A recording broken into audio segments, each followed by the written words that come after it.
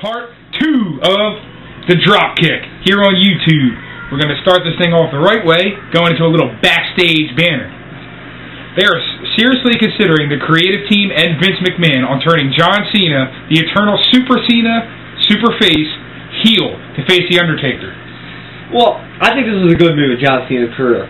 Like, he's starting to get stale as a face. He needs to become something else. And a heel, maybe the biggest heel in the company's history, will be the proper turn to actually get his gimmick back off the ground. Stone Cold in the past. You never know. The PG is going to kind of affect it a little bit, but it should be okay. And what about this WWE hiring 100 to 140 new employees for a proposed WWE network? They're talking to NBCU. It's a smaller branch of NBC, so they can get the company off the ground. Stuff like old Raws, old Nitros, behind-the-scenes stuff. I think it'd be pretty interesting, I think.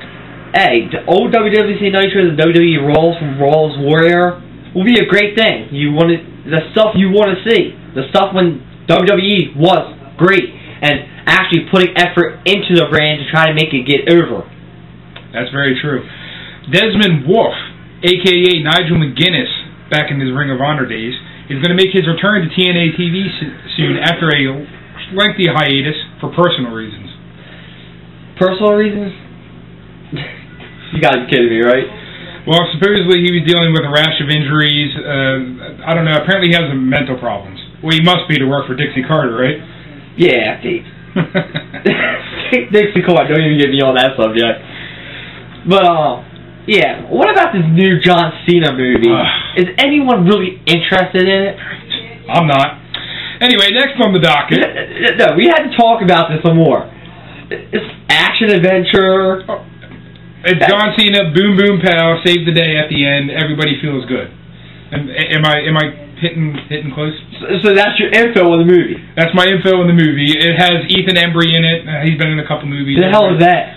He's been in some movies. Just trust me. Exactly. Who the hell is that? Next on the docket, Ring of Honor's Austin Aries, A-Double himself, has started a blog on the internet called A Double Dose of Reality. I really like this guy. This guy is one of the best people in the indie circuit right now. He knows how to be a heel. He knows how to get himself over, and he's a great wrestler. This is perfect for him in this time in his career. He's just getting himself over more and more. Everything he does, he touches, turns to gold like King Midas. The problem is his attitude. I mean, he's already been kicked out of TNA once before. He's already been kicked out of WWE Developmental. The guy has an attitude problem. But let's face it, he deserves it. Well, look at him. Yeah, he might have a quote attitude problem, but who doesn't? CM Punk has an attitude problem. He was the champ and he even dressed up right. That's true. He did take a lot of heat for that over in Europe. Yeah, that's why he lost his title to The Undertaker at the time. Disclaimer. Also, I wouldn't mess with Austin Aries behind the scenes. If you've ever seen the True TV episode where a couple fans mess with him after a Ring of Honor episode, you get up in his face, chances are, after you're in his face, you'll probably be looking up at his face from the ground because he will knock you the fuck out. Disclaimer, kids don't watch this. This is really bad language shit. And, now let's talk about the serious subject of HBK. He's not really interested in returning into any wrestling. People want him to return to wrestling. He doesn't need to. He's got a lot of things going for him. He wants to be with his kids, which, don't get me wrong, he deserved it after all he's been through. And right now, he has a Hunter show coming out on Afterlife. What do you think about this? I think he can do whatever the hell he wants. He's Heartbreak Kid, Shawn Michaels. If he ever wants to come back, everyone will take him back with open arms. I wouldn't put it past him to do a surprise turn at the Royal Rumble, though, for like a little last run so that he could finally just put that stuff behind him. I think he deserves it after all the neck and back injuries he went through. Yeah, he retired like, what, 2 times for neck injuries? Including one period he missed 4 years out of the ring. Yeah, so, and he had great matches with The Undertaker at the end. He was doing moonsaults, landing on tables, unprotected. He deserves it after all he's been through. He sacrificed his mind, body, and spirit to wrestling for all these years, and he deserves it. He deserves a life away from wrestling. I don't personally think he will come back for any Royal Rumble appearances because he's done. He just wants to be done out of wrestling. Why come back and do a Royal Rumble appearance when he's supposed to be retired because The Undertaker put him out?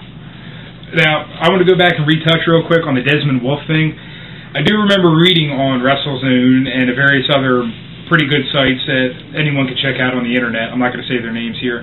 That he has like some sort of mental disorder that causes him to black out and had mental problems where he didn't even know where the hell he was half the time.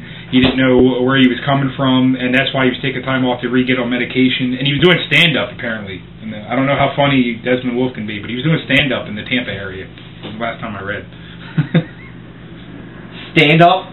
Yeah, so I can imagine him coming. You gotta be shitting me. Desmond Wolf stand-up?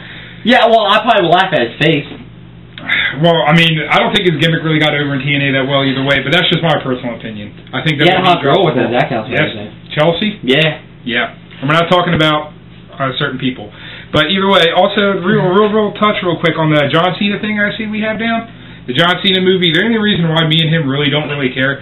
Yes, we get it. 12 rounds was actually a pretty decent movie, but the Marine was just basically a whole bunch of side effects of John Cena looking legendary wearing a shirt. Yeah, diving through windows with that things. I could do that and make him look legendary. To tell you the truth, it's more power to him if he wants to get out there more, but it's, WWE Studios, have they ever produced a good movie so far? Not really.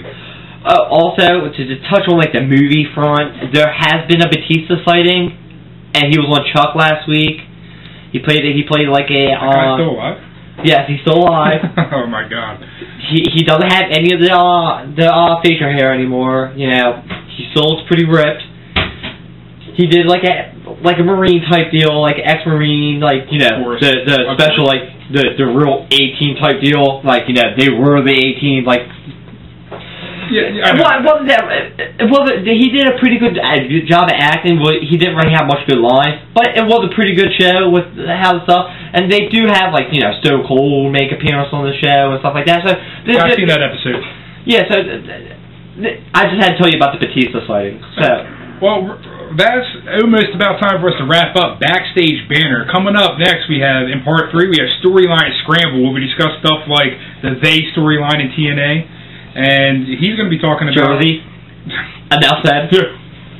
Well, I don't know what that is, but he's going to be talking about stuff like Alex Riley, The Miz, Jack Swagger, and I'm going to be talking about the train wreck that is the Paul Bearer storyline on SmackDown. And we're also going to talk about the Hearts and the Goldust push. And the Goldust push, yep. So, again, the Dropkick 302 at yahoo.com, at the bottom of your screen there. Right there. Put comments below. Email us with any questions, comments, stuff you want us to talk about. And we will see you soon on The Dropkick. The Dropkick.